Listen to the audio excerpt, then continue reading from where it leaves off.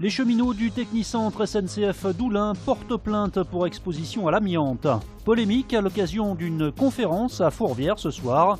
Enfin, du nouveau en 2017 dans les garages en ce qui concerne les pièces détachées. Ils portent plainte pour exposition à l'amiante. Près de 200 employés du Technicentre SNCF d'Oulin ont décidé de saisir la justice pour faire reconnaître le site comme amianté. L'amiante, elle se situe dans les bâtisses, sur 80% des 18 hectares. Donc les bâtiments datent des années 1800-1900, donc contiennent de l'amiante sur les joints, sur les toitures, sur les bétons. Et aussi de l'activité ferroviaire qu'on a traitée ici, notamment les locomotives ou les appareillages sur les locomotives, puisque l'amiante est un isolant thermique. La SNCF, elle n'a jamais rien fait pour nous protéger. Ils nous ont fait travailler sans nous le dire qu'il y avait de l'amiante. Et maintenant, quand on a un petit bobo, c'est-à-dire bronchite, rhume, et que ça dure trop longtemps, on est très inquiet. Quand on va passer notre scanner ou notre radio au poumon, tant qu'on n'a pas les résultats, on est inquiet. Il y a eu 11 personnes de décédées et il y a 33 personnes déclarées. Avec cette procédure en justice, les salariés veulent donc faire valoir un préjudice d'anxiété. Obtenir la reconnaissance de sites amiantés facilite aussi l'indemnisation des victimes. Et en plus, comme l'établissement va fermer dans 2 ans, pensez bien que les traces écrites, les dossiers administratifs, ça va être compliqué. Donc si l'établissement est reconnu amianté, ça va grandement faciliter les choses. Sollicité par Nos Soins, la direction de la SNCF n'a pas souhaité répondre à une interview. Avec la vague de froid, le préfet annonce un renforcement du dispositif pour les sans-abri avec 200 places d'hébergement d'urgence supplémentaires et l'ouverture d'un gymnase dans le 2e arrondissement de Lyon dès ce soir.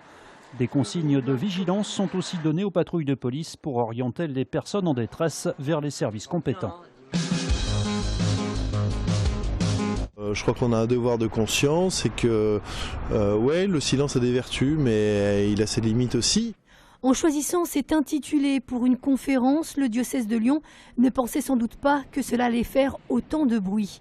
La réunion qui a lieu ce soir dans la basilique de Fourvière prône en effet les vertus du silence, un thème plutôt déplacé pour l'association La Parole Libérée, celle-là même qui depuis plusieurs mois a révélé de nombreuses affaires de pédophilie, des affaires longtemps ignorées par l'Église. On arrive à un tel niveau de déception par cette institution jusqu'à son plus haut rang. Ces vœux de silence, faut faire attention avec ces choses-là et on en voit les limites parfois. Mais au-delà du thème, c'est surtout la personnalité de l'invité qui fait débat.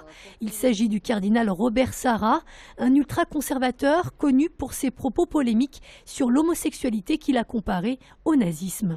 Quand on fait allégeance comme ça de vertu, il faut commencer par les appliquer pour soi. C'est pour le moins maladroit et je pense qu'il aurait été intéressant qu'il choisisse un autre diocèse que celui de Lyon pour saluer les vertus du silence.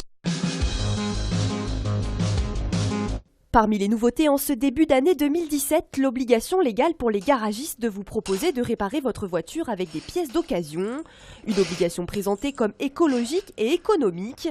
Chez ce petit garagiste dans le 3e arrondissement de Lyon, cette nouvelle loi pose déjà de nombreuses questions. Il est hors de question de prendre la responsabilité de la pièce détachée d'occasion ou si ça ne marche pas et que le client vient au bout de 2 mois parce qu'elle est cassée, qui va prendre la responsabilité de la pièce ? Qui va payer le changement de la pièce? Le client, il ne va pas être content, ça peut être bien, mais il y a toujours un risque, elle reste d'occasion. Dans le cadre de cette obligation, toutes les pièces qui concernent la sécurité, comme le système de freinage et les amortisseurs, sont exclues. Il faut savoir en moyenne que les pièces d'occasion coûtent entre 30 et 70% moins cher que les pièces neuves, encore faut-il les trouver. L'obligation de faire une offre, il faut encore qu'on ait une pièce à trouver.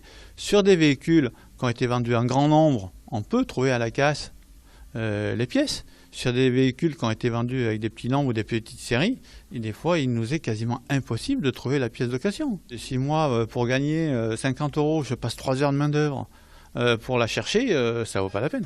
Rien n'empêche bien sûr le client de faire réparer son véhicule avec des pièces neuves. En revanche, le garagiste qui ne proposera pas l'utilisation de pièces d'occasion risque désormais jusqu'à 15 000 € d'amende.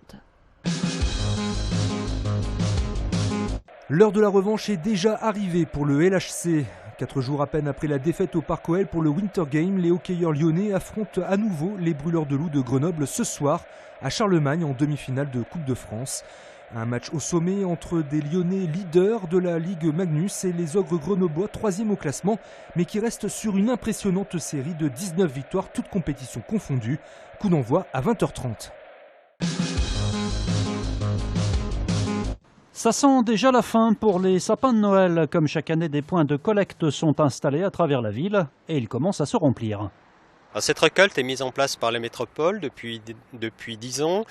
Aujourd'hui, nous récoltons environ 200 tonnes de sapins. Au départ, c'était 20 tonnes. Au niveau de l'agglomération, il y a 164 points de récolte. Il y en a 40 sur Lyon qui sont positionnés sur l'ensemble de l'agglomération. Ces arbres vont être compostés. Ils partent en centre de compostage. Ils sont compostés. Ils sont valorisés sous cette forme. Notez que les sapins floqués sont exclus de cette collecte. Vous pouvez déposer vos arbres jusqu'au 17 janvier.